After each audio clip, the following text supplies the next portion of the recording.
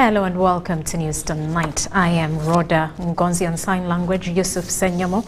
Let's dig into it. All the 24 LC3 chairpersons from Kakumiro district have unanimously resolved to front the Kakumiro district incumbent woman MP as a sole candidate to represent the district in parliament. The resolution was made during the annual general meeting held at Forest Basin Igayaza Town Council, Kakumiro district. John Waruri, the chairperson of the LC3 Chairpersons Association in Kakumiro district, who also doubles as the Igayaza Town Council Mayor, says that as the executive, they discussed and agreed to forward the matter to the general meeting. During the meeting, Baroli briefed the members that they deemed it necessary to have Nabanja unopposed in the forthcoming general elections as a reward for her selfless service to Kakumiro and the entire nation. Kampala,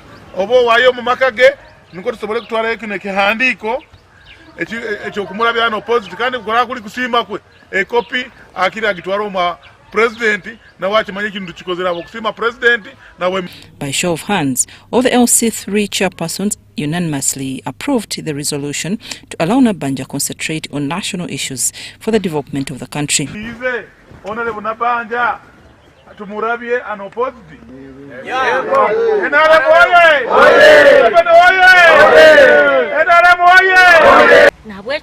Musima president waitu wakalengera atitwa titwina maiso titukulola watu atuolekerechererezi yatuolesha mbali tukuja naitwereka tuwebereremu omukyala waitu tumurabye ataina chihakaniza ni kwasoba. Edward Rutaro, the LC3 chairperson, Chavasaija sub-county, says that when Nabanja is allowed to be unopposed, it will enable her to concentrate and assure a smart win for President Museveni during the 2026 presidential elections. Akaruka president of region izindi kaje kubona kakoraki nikagenda ni mukimanya kurungi hona hono oburu wali bukakuja president akumwekonyezaga kugenda mu region ya eastern mu western mu north enkati warasigara kuserwa akaruka Kakumiro hano ni mukimanya nti mu region zezindi koraki hati mukimanya manya. Kakumiro district has 24 sub-counties and town councils, and Nabanja in the previous elections won with over 90%.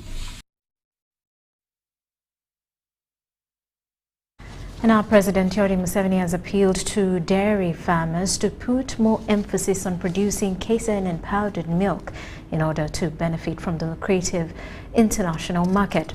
The President made the appeal while meeting a couple of dairy farmers from Kazo and Chirhura districts at Karo Primary School in Ishwere, Chirhura district.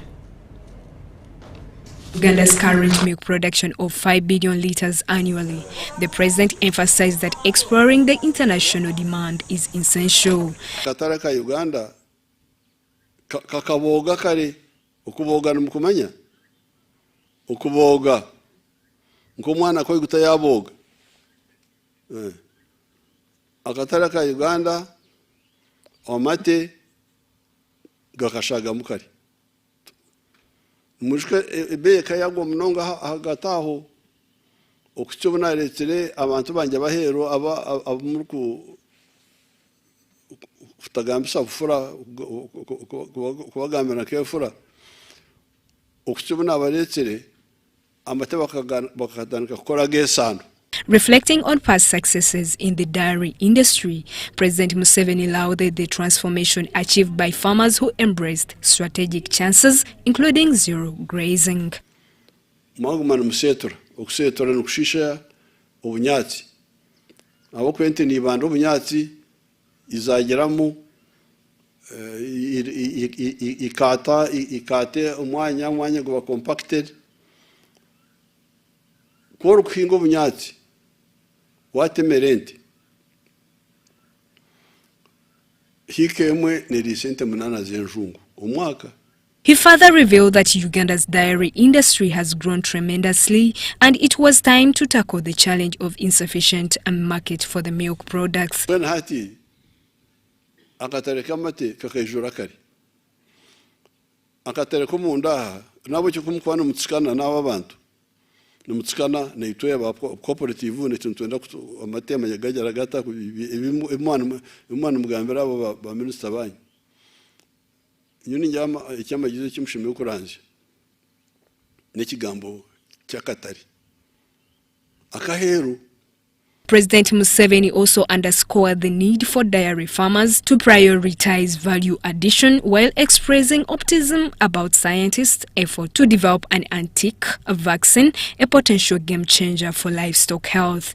On his part, the Minister for Agriculture, Animal Industry and Fisheries, Honorable Frank Tumwebaze, shared a positive development about the locally developed antique vaccine, saying it stands at an impressive 88%. Keterwa vaccine yenyini na leta yenyine yabakweta placebo na yendi yabaheire ebikwetengesa ntuja kuba no gutongoza no mu mugwa wa UXM. The meeting was also graced by the Bishop of North Ankole Diocese, Reverend Canon Stephen Namanya, the Member of Parliament of Nyabushozi County, Honorable Wilson Kajwenje, Dairy Development Authority Executive Director Mr. Samson Akankiza, among others. Justin Nakami, UBC News. Now, between June 2022 and June 2023, Uganda's exports under the African Growth and Opportunity Act AGOA amounted to $7 million. In an exclusive interview, Dr. Eli Twineo, the Executive Director of the Uganda Export Promotion Board, expressed that Uganda's removal from AGOA would have minimal impact on exports, as only a handful of goods accessed the U.S. market. The United States officially removed Uganda and 3 other African countries as beneficiaries of AGOA, terminating Kampala's duty-free export privileges for specific commodities. Speaking to UBC, Dr. Eli Twineo highlighted Uganda's relative modest exports under AGOA and disagreed with President Joe Biden's claims that the removal resulted from failure to meet trade deals requirement. We are exporting products to United States outside of AGOA and are exporting products to United States under AGOA. And AGOA, we have been exporting small, but that does not mean that it should have been removed. But having been removed, and that is a political decision, and we don't make decisions for the leadership in the United States. Uganda, alongside Gabon, the Central African Republic and Niger, are the countries that have been affected by AGOA removal. However, Dr. Eli Twineo acknowledges that some African countries had already lost the privilege years ago. Sometimes you can be removed from AGOA and then you are brought back. Example is Mauritania. It was removed and later on it has been brought back. So if we keep negotiating, if we keep explaining to the government of the United States, and I call for diplomacy, then they understand our viewpoints, then we can be brought back. Uganda's removal coincides with the expiration of its binding agreement with AGOA in 2025. AGOA, enacted in May 18, 2000, provided a duty-free access for over 6,000 products from beneficiary countries to the U.S. market. We have not been exporting a lot under AGOA. I also have to mention that we have also been exporting other products, not under AGOA, to the U.S. market. As a matter of fact, if you look at between June 2022 to June 2023, we exported slightly above $7 million under AGOA, which is slightly 11% of our total exports to AGOA. What does that mean? Means we have been we exported more than 70 million to the AGOA, to the US market, total exports, but 7 million was only what? Was only under AGOA. In conclusion, the debate surrounding Uganda's removal, being political in nature and its potential impact on export, is ongoing. The unfolding narrative will provide insights into Uganda's evolving trade dynamics beyond AGOA. Nasali Fatia reporting for UBC News. Now, security expert Fred Egesa attributes the gun violence in the country to mismanagement of guns. Egesa says most of the guns are undefined, creating high chances of gun violence in Uganda. This comes at a time when a known gunman shot at renowned Pastor Aloysius Bujingo's car, killing his bodyguard. Now, Egesa attributes the undefined guns to the porous borders, which give access to such illicit items into the country. On Tuesday night, unknown gunmen shot at Pastor Aloysius Bujingo's car in an incident which left one person dead.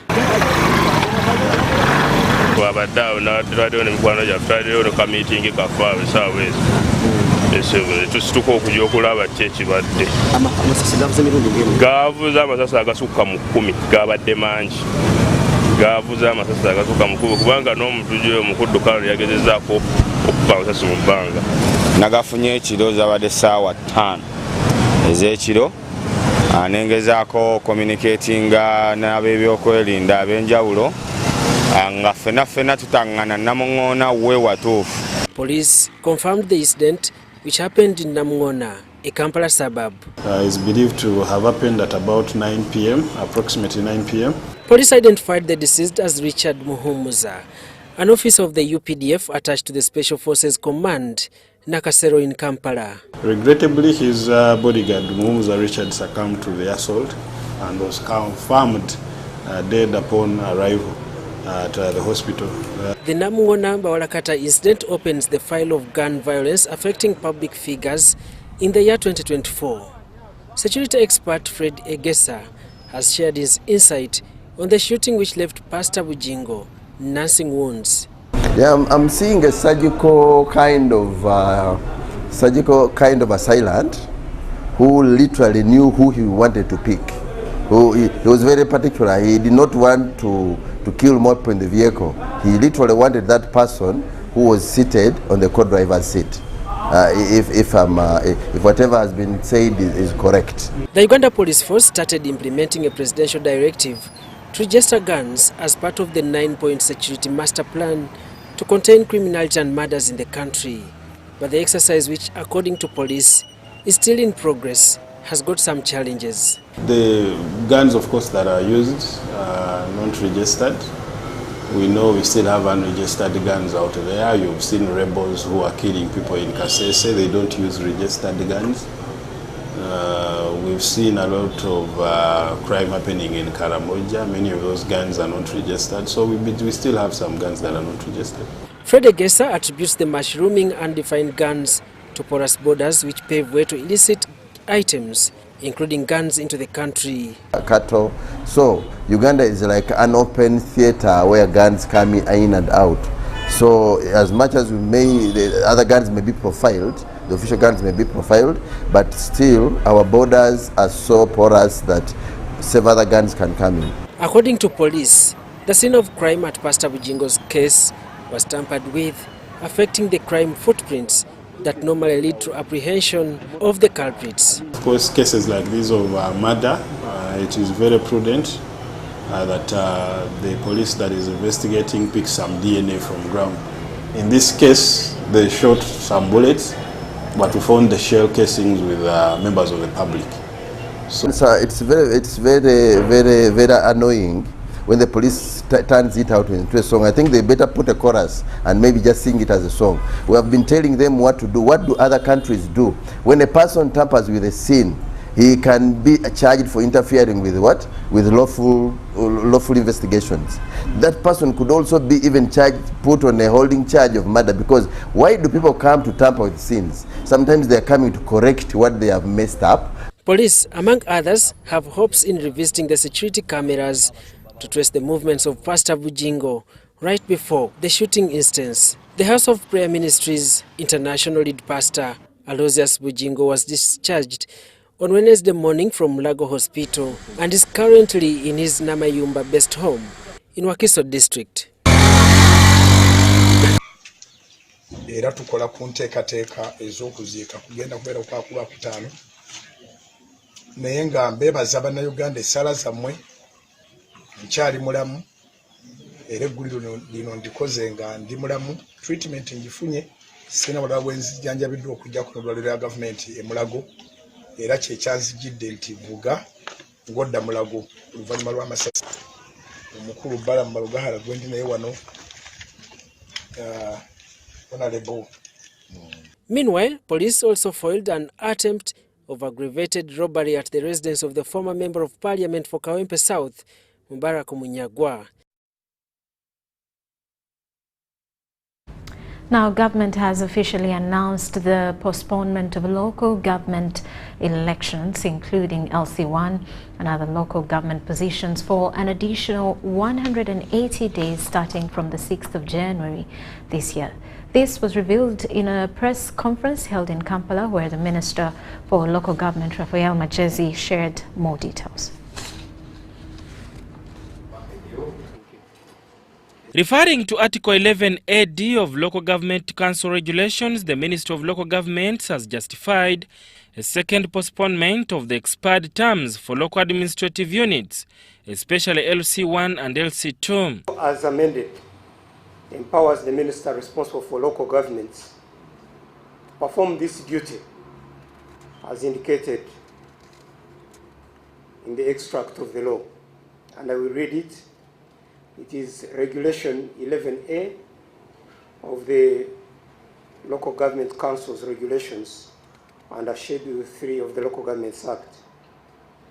It reads extension of term of administrative unit councils.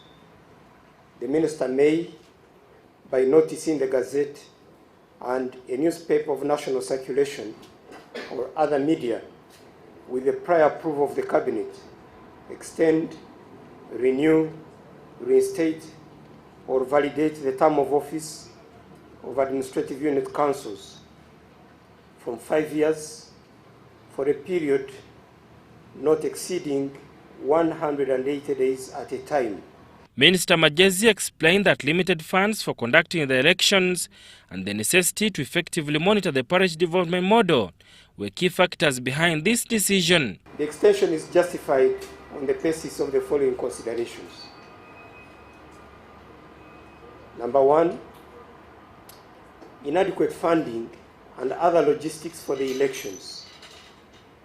It is extremely difficult to conduct elections of the administrative units without adequate resources at the moment. Number two, harmonization of the administrative units. The ministry is in the process of updating the list of all administrative units in the country, and we are doing it in liaison with the relevant government agencies and local authorities. Now, without clarity of the numbers, the names, and the boundaries of these administrative units, it's practically not possible to conduct the elections.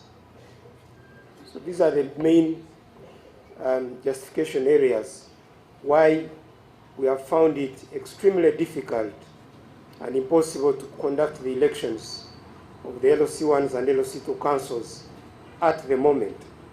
It is crucial to note that terms for LC1 and LC2 expired on July 10, 2023. A 6-month extension was granted, lasting until January 5th of the following year. The second extension, set to expire after 6 months, led to the recent decision to postpone the elections for an additional 180 days. Sada Mbale, UBC News, Kampala. Now, with just 12 days remaining until the non-alignment movement and the G77 plus China summit, Minister for Kampala and Metropolitan Affairs Hajat Minsa Kawanda and the Executive Director of KCCA Dorothy Chisaka have received a generous donation of over 100,000 trees from businessman Miss Chigondo. This substantial contribution is intended to support the city's ambitious greening and beautification efforts. President Yoweri Museveni has assumed the chairmanship to host these prestigious events, succeeding the President of Azerbaijan.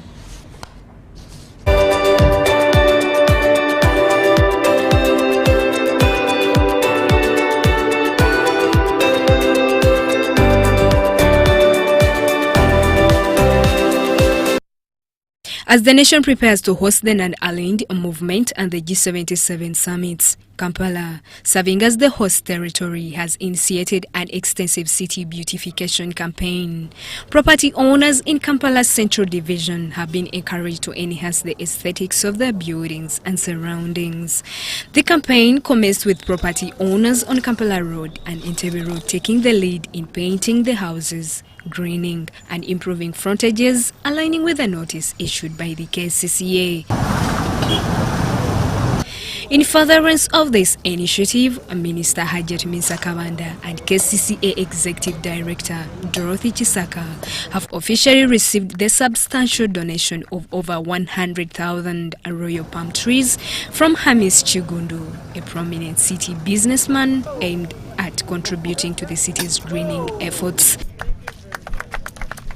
All other business people to come and assist us instead of criticizing us, because Kampala is for everybody, and it's not for the president, it's not for the minister for Kampala.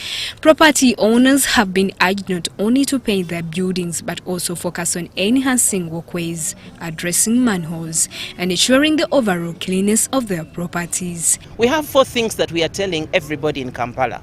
The first one is clean your frontage. The second one, green. The third one, paint. And the 4th one, pave. If everybody does their little part, our streets are going to look very, very smart. City businessman Hamis Chigundu has appealed to every Ugandan to actively participate in transforming the city into a vibrant and visually appealing hub. Why should we be so attracted to those cities where we usually go for visiting and holidays? Yet we can still do the same in our city, Kampala. It is under that disguise and that attractive nature we've seen outside have decided to sincerely also do the same and donate these 100,000 trees to Kampala Capital City Authority. The assessment of the works assigned to KCCA in readiness for the NAM and G77 plus China summits now stand at 90%. And as far as from our assessment, we have observed that most of the works are ready. In terms of readiness, I think we are ready as KCCA. I would put the progress so far overall at between 80 to 90%. Uganda has a significant platform to showcase its development initiatives, share best practices, and seek support for its national development agenda by hosting these 2 summits, the NAM and G77 plus China. This opportunity can attract investment and technical assistance from NAM member states and other international partners. Justin Nakami, UBC News.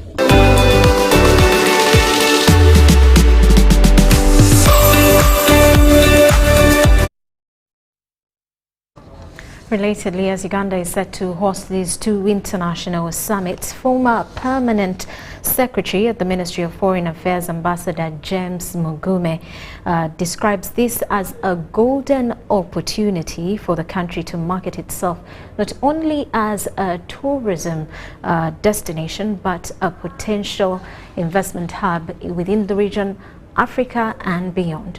Ambassador Mugume is a renowned student of international relations and diplomacy.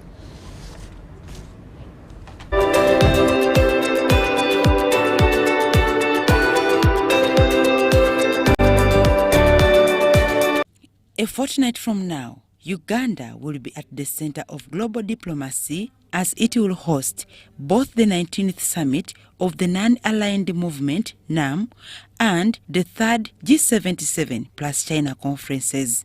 Former Foreign Affairs Permanent Secretary Ambassador James Mugume enumerates merits that await Uganda as the host. It's an opportunity to host, showcase Uganda. 2, opportunity to represent Africa, promote tourism, promote Uganda as an investment destination, and the well-being of our people. So it means a lot for Ugandans. And I think generations of young people can look back and say, when we hosted Chogam, this is what happened. When we hosted NAM and G77, and I think we are getting more from G77 NAM and G7 than say we got from Commonwealth. Because this is, as I said, this is a bigger economic group, 80% of the world population, 30% of share of GDP.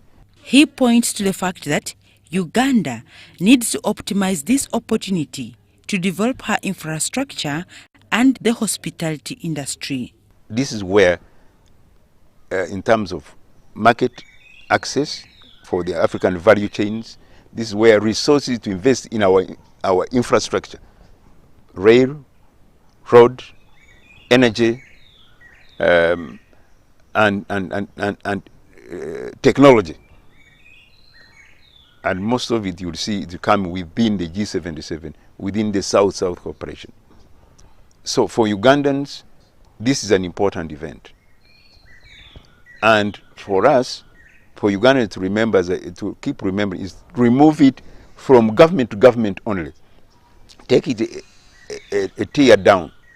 Business to business, civil society, academia, think tanks, so that in schools, syllabus, in business, then you'll find that we understand what is the benefit of NAM.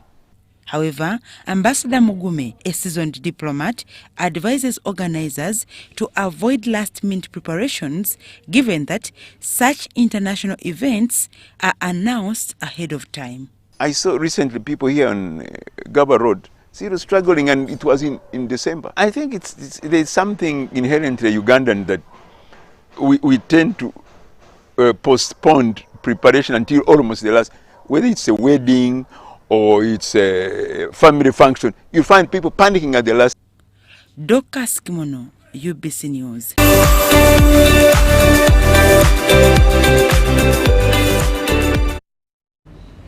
Meanwhile, more delegates, including speakers and presiding officers of the Commonwealth parliaments, have arrived in the country to attend the Unified Conference in Kampala.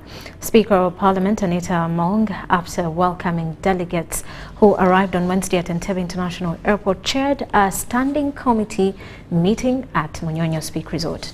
Anita Among requested that the resolutions of the conference contribute to the realization of the good in humanity and provide a shared commitment to unity and collaboration. The Speaker also hopes that the conference makes a recommendation to readmit Zimbabwe into the Commonwealth. Over 20 speakers and presiding officers of the Commonwealth have checked into the country to attend the conference.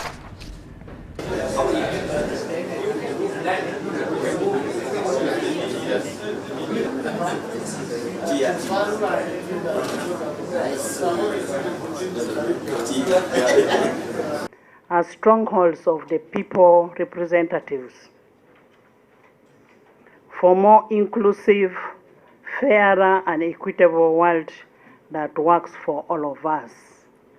It is in the same spirit that I urge the members present here to ensure that whatever decision or resolutions made here contributes to the realization of a just and a fairer world for the good of humanity. Our presence here signifies a shared commitment to unity, progress, and collaboration. As such, the decisions and commitments made at this conference should foster a greater unity and cooperation in the Commonwealth. The pursuit for fairness and equity should be exhibited amongst others in our decisions on the venue for the 28th CISPOC and attendant topics for deliberations.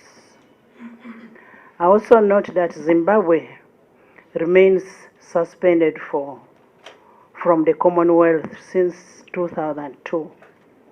I hope that this conference will steer reflection on the strides made in the normalization of affairs of Zimbabwe with a view of recommending its readmission. It's not lost on me that its peculiarity of the national time sometimes creates the contradiction whose resolutions require more of constructive dialogue and engagement than alienations. Honorable colleagues, I have invoked Rule 21 of the Standing Orders to invite the observers in the 27th CISPOC, notably the Speaker of the non-Commonwealth states from the East African community. You look at the problem and see whether we can fix something. Okay. Now, events organizers and promoters have been cautioned against violent-led concerts that have almost turned into battlegrounds for people of different political affiliations. This call was made by the Deputy Resident City Commissioner, Rugby Division, Herbert Anderson Burora, during a media briefing on the state of concerts in Uganda, where he also stated a few guidelines. Let's take a look.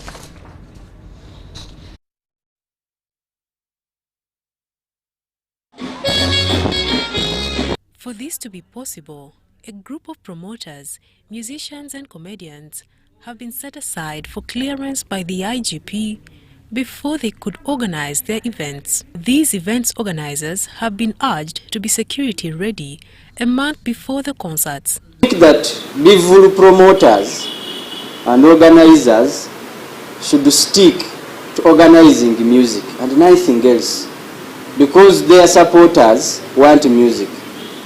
And their supporters come specifically without a different agenda. So from that account, we have compiled a list of promoters, musicians, comedians and MCs to the IGP for his consideration going forward when he's clearing their requests for organizing these events. As per the guidelines, children below the age of 13 are to be restricted from concerts that are characterized by adult behavior like smoking weed or cigarettes, drinking, inappropriate dress code, among others. In addition, we also realized that some parents come with toddlers, come with very young children in these concerts. We have also recommended to the IGP to put it in the guidelines going forward that children under 13 years should not be allowed in these events. According to Burora, children are only safe at cultural and religious events. Thus, his call to parents to embrace such events instead. Also, there are events where children are favorable to attend and they can learn something from there. And those ones like religious and cultural events, you have nothing wrong with them because their character and behavior are friendly and lessons to the young people or the young children. Where we have issues are where there is no control on what one comes with, what one smokes, how one dresses, how one drinks, things that take them out of control. The team is to engage with the IGP for his final approval of the guidelines to be followed at events. Mariana Wori and Annette Sana for UBC.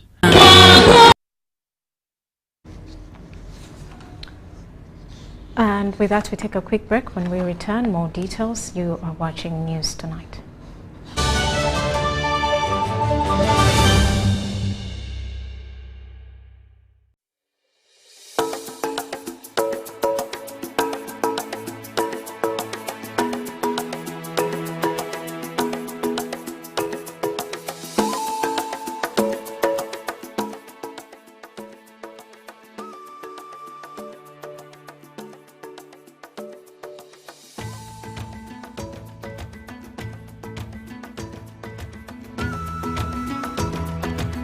(1956) Superpowers. The declaration was signed by Yugoslavia's president Josip Broz Tito, India's Prime Minister Jawaharlal Nehru, and Egypt's president Gamal Abdel Nasser. One of the quotations within the declaration is, peace cannot be achieved with separation, but with aspiration towards collective security in global terms and expansion of freedom, as well as terminating the domination of one country over the other. According to Rejo Karim Laskar, an ideology of the Congress Party which ruled India for most part of the Cold War years, the non-allied movement arose from the desire of Jawaharlal Nehru and other leaders of the newly independent countries of the Third World to guard their independence and sovereignty in face of complex international situation demanding allegiance to either two warring superpowers.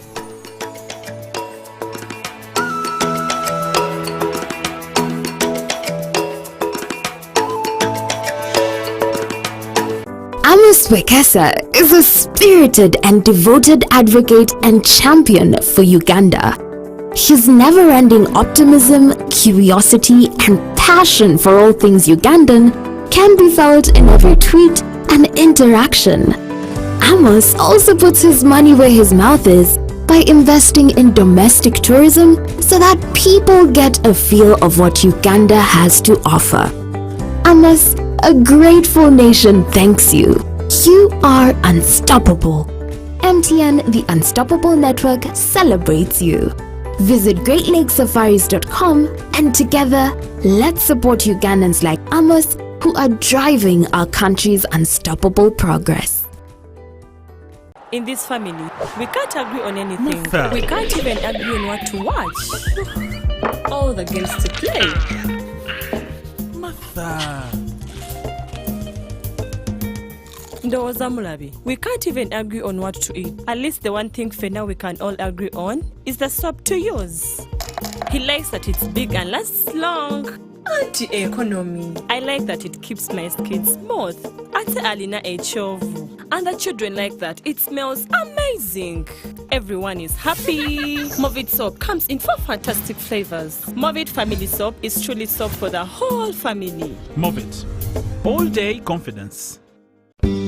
At Timex Nutrition Center, we advise you on the right foods to eat, exercise profile to adopt, and lifestyle strategies which are compatible to your blood group and genotype. This empowers your body to prevent and treat many diseases like diabetes, blood pressure, arthritis, ulcers, obesity, and many others. For more information, find us at our head office in Kampala on Nassa Road, Conrad Plaza, 2nd floor, or call 0758 819 952 or 0778 288 361. We also have other branches in Mbale and Jinja.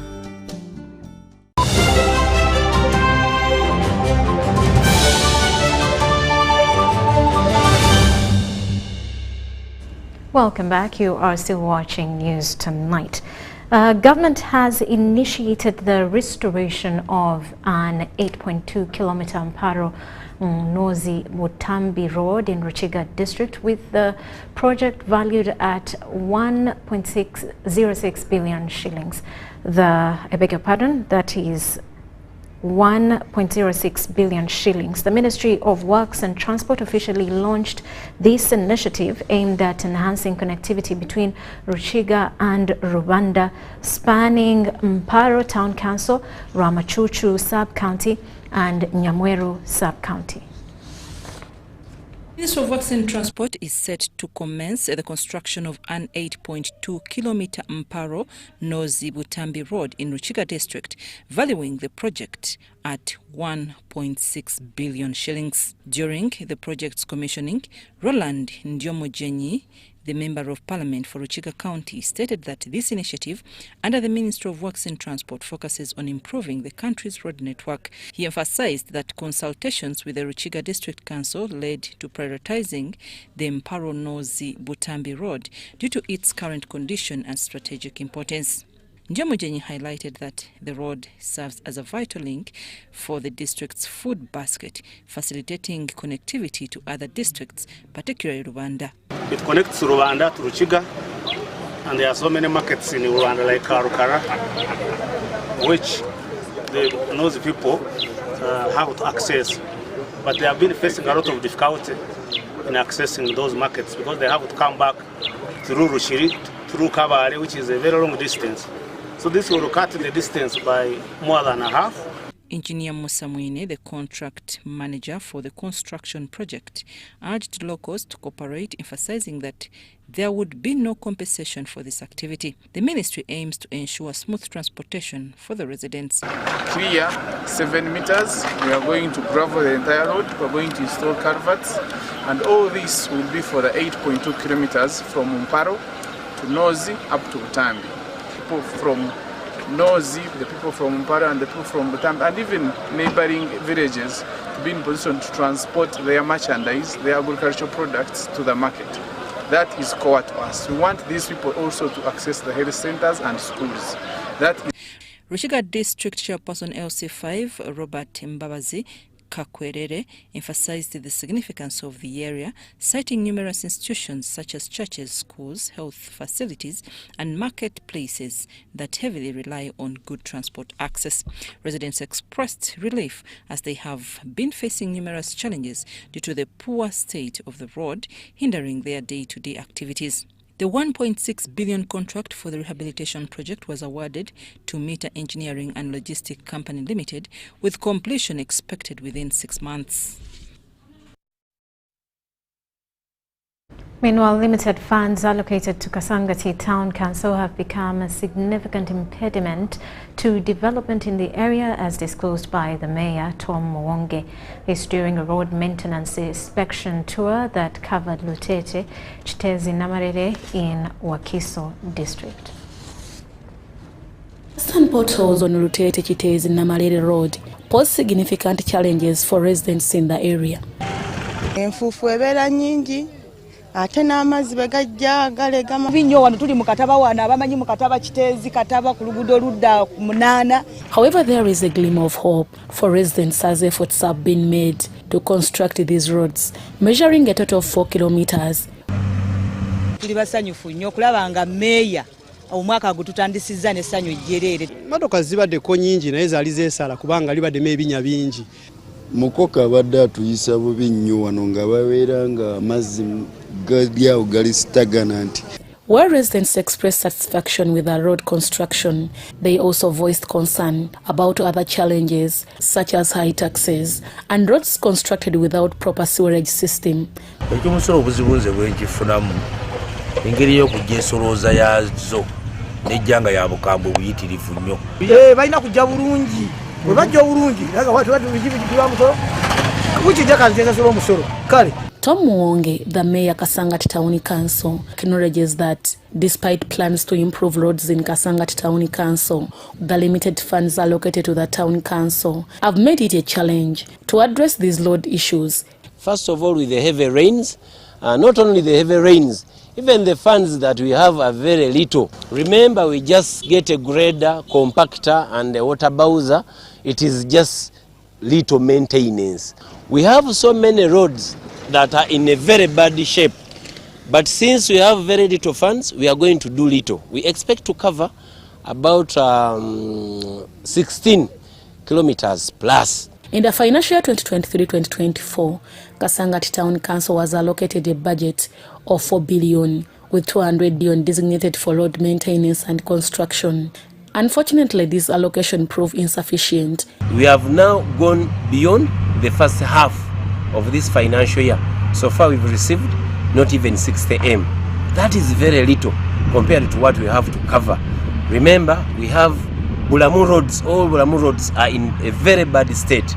You go to Manyangwa, you come to Gayaza, come to Nangabo, Chitagobwa. So many roads are in a very poor state. Mayor Tom Mwonge assured residents that despite the financial constraints, the council still has plans to address the road-related concerns. And there are some sections that are impassable. Look at Homesdalen section. There is another section in Iseta that connects us to Buwate. So we promise our people that we are coming. And we request our community members also to try and do maintain what we normally call Burunji Bwansi. Because the government won't come up to your compound. Mayor Mwonge also highlighted the additional challenges faced by the council, hindering their ability to address residents' concerns in the area. Some of the structures were set some time ago. So when you come to explain to these people, they are like you are encroaching on our land. However, fortunately, most of them, when you explain to them the importance of having a wider road, the importance of having a good road, then they end up cooperating. These remarks were made during a road maintenance tour of Rutete Chitezi Namaire Road, situated in Wakiso district. The 16-kilometer roads in Kasangati Town Council slated for construction and maintenance in the financial year 2024-2025. Deborah Namamonde, UBC News. And police in Buikwet district has recorded a tragic accident that occurred at around 1 p.m. today at Buliantente near the flyover along Kampala Jinja Highway.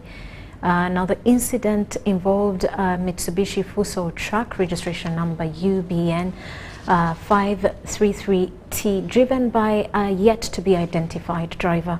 It is reported that the Mitsubishi Fuso truck carrying sacks of oranges and passengers hidden under a tarpaulin to evade traffic police lost control and overturned into a water channel at Buliantente.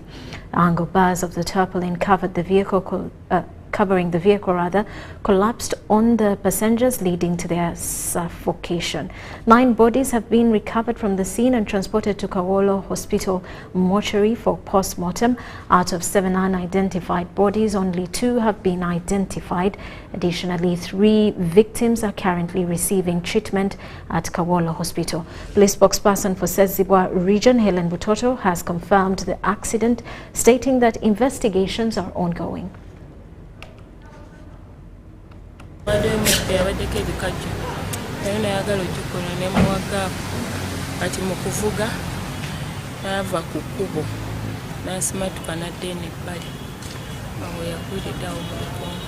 Of accident along Jinja Kampala Highway Road and the dangerous passholes. The road is narrow. Really, government, I call upon the government, you come and intervene on the Jinja Highway Road. The road is very narrow to save the lives of our people. Now we lost almost 11 people because of the narrow being in the road being narrow. I call upon the president, intervene. Heading to Kampala and it was carrying oranges plus some passengers behind it, which were these passengers were covered with a tarpaulin, and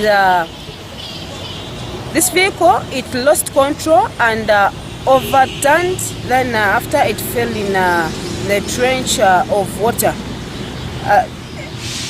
falling into a trench of water, these people suffocated due to the tarpaulin that was covering the vehicle, and also because of the angle bars that are on the vehicle. So in that process, 9 people have been confirmed dead, and 3 sustained some injuries. They have been rushed to Kawolo Hospital for treatment, and the bodies of the deceased have been taken to Kawolo mortuary for post-mortem.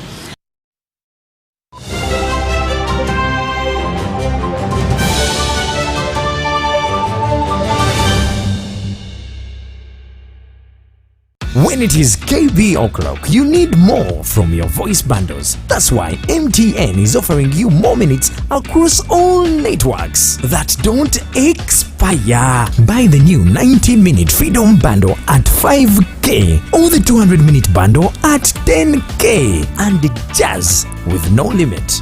Katiteri ate, no excuses. Make the call now. Dial *100*21# or use the My MTN app and enjoy your Freedom Bundle today.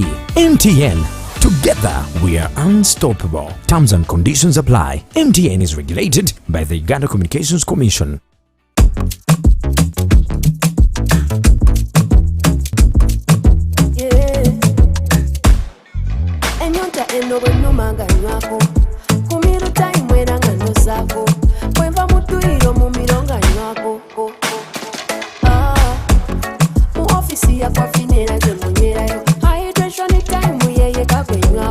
The only water that can quench my thirst.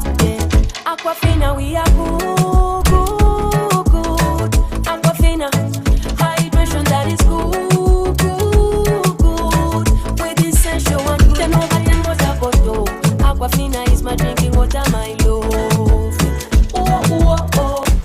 production process of Aquafina, we expertly filter every drop, providing clear and perfect tasting water to help you keep hydrated with the added benefit of minerals. Aquafina is bottled by Pepsi Cola International in Uganda and is available at only 1,000 shillings.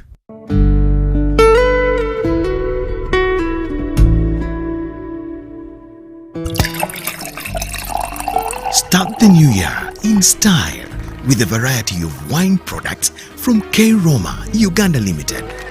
Bella Sweet Red Wine, Bella Pruko Wine, Bella Alta Wine, Bella Royal Dry Wine, Bella Passion Fruit Wine, Bella Hibiscus Juice, Bella Hibiscus Soft Drink, Bella Hibiscus Tea, among others. Available in all shops and supermarkets countrywide. K Roma Uganda Limited, the producers of Bella Wines, are located in Chirabulindo, Chira Municipality. For more information, call 0772 506 155 or 0704 161 398. Bella Wines, savor the taste.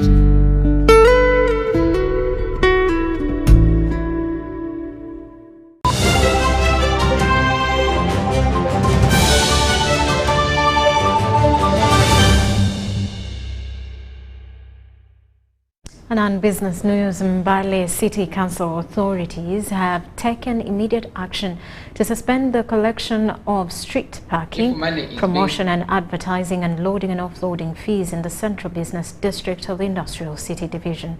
This decision comes as a response to the failure of contracted companies to remit the collected revenue, causing a significant loss of close to 200 million shillings and adversely affecting service delivery within the city.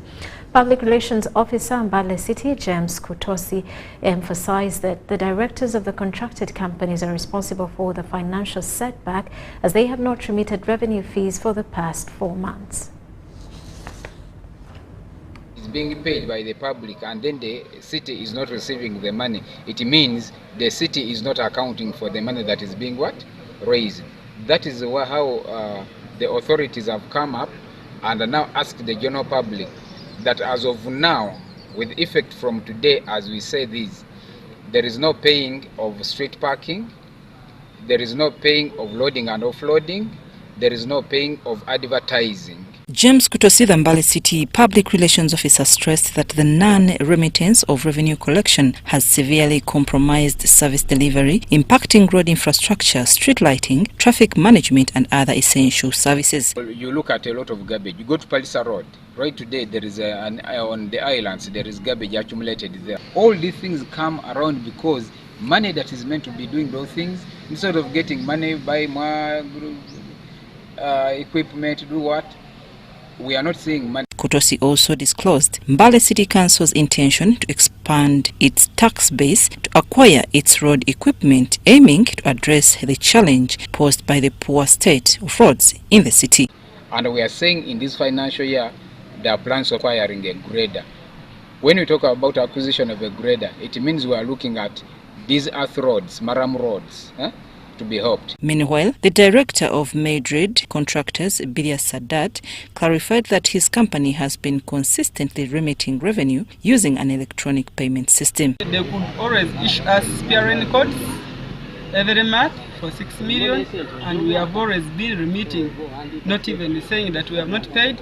According to city authorities, the directive prohibiting contractors from collecting fees in the highlighted areas will remain in effect until the council resolves the irregularities in the revenue department.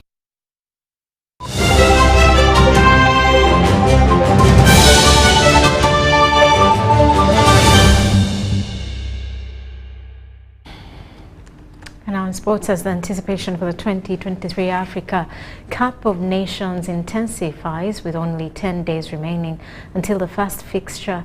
Today in our AFCON updates, we delve into the three of the 6 stadiums set to host various games during the tournament. 6 stadiums spread across 5 Ivory Coast cities, Boku, Kolhogro, San Pedro, Yamoussoukro, and the capital Abidjan will be the focal points for football as the 2023 AFCON tournament unfolds from January 13th to February 11th, 2024. The largest of these, the Alsana Ouattara Stadium, also known as the Olympic Stadium of Mbale, located in Abidjan, boasting a 6,000-seater capacity, will host the opening game, Group A and Group B matches, round of 16, semi-finals, and the finals. Named after Ivory Coast's current president, the stadium's construction commenced in 2016 and was inaugurated on the 3rd of October 2020. The stadium features world-class amenities, including an athletics track, conference facilities, gyms, auditoriums, VIP areas, among others. Stadium of Peace, Stade de la Paix, Boku, with a 40,000-seater capacity, will host Group D and Group C games, round of 16, quarterfinals, and semi-finals. The venue, one of Ivory Coast's oldest stadiums, witnessed a dramatic 5-4 penalty win by Cameroon against Algeria in the 1984 Total Energies AFCON semi-final, where the indomitable Lions eventually claimed the title. Originally a 15,000-seater stadium, it underwent renovations in 2007 to upgrade to 4,000 seats, accompanied by improved facilities such as a spectator parking facility, a fully equipped media center, auditorium, conference facilities, and other upgrades.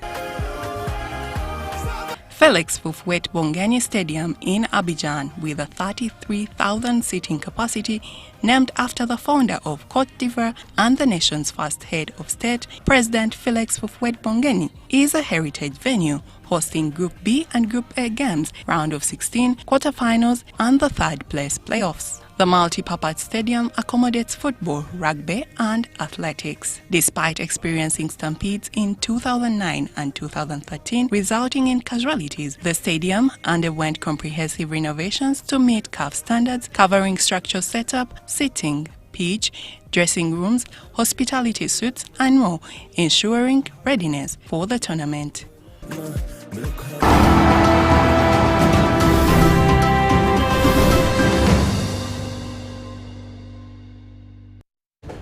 And this afternoon, the Uganda Rugby Union announced the Lady Rugby Cranes 7th squad set to represent Uganda in this year's World Rugby Challengers Series. Notably, this marks the first participation of the women's team in this series. The squad of 12 players includes well-known names such as Emily Lekuru, Yvonne Najuma, Peace Lekuru, Nabagala Grace, and others. The series spans 3 rounds, commencing with the first in Dubai, UAE, from the 12th till the 14th of January, followed by Montevideo, Uruguay, from 8th to the 10th of March, and concluding in Krakow, Poland, on the 18th till the 19th of May. Games will adhere to a round-robin format within each group, with the top teams advancing to the round final. Now, Uganda finds itself in Group A alongside Belgium, Thailand, and PNG to secure a chance to compete in the promotion and relegation playoff at the World Rugby 7th Series Grand Finale in Madrid from the 31st of May to the 2nd of June 2024. Uganda must finish among the top 4 teams with the highest points in the series.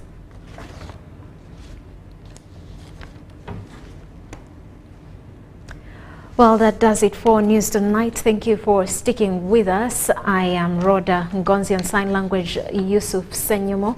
Have yourselves a lovely night.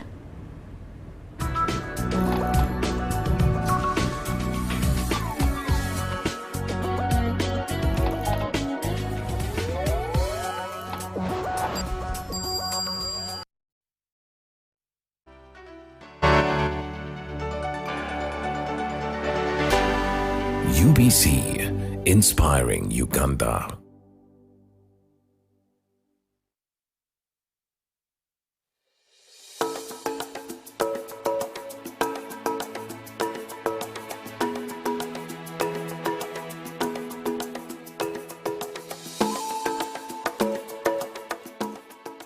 (1961) Cold War. The movement originated in the aftermath of the Korean War as an effort by some of the countries to counterbalance the rapid depolarization of the world during the Cold War, whereby two major powers formed blocs embarked on a policy to pull the rest of the world into their orbits. One of these was the pro-Soviet Socialist bloc, whose best-known alliance was the Warsaw Pact, and the other, the pro-American capitalist group of the countries, many of which belonged to NATO in 1961.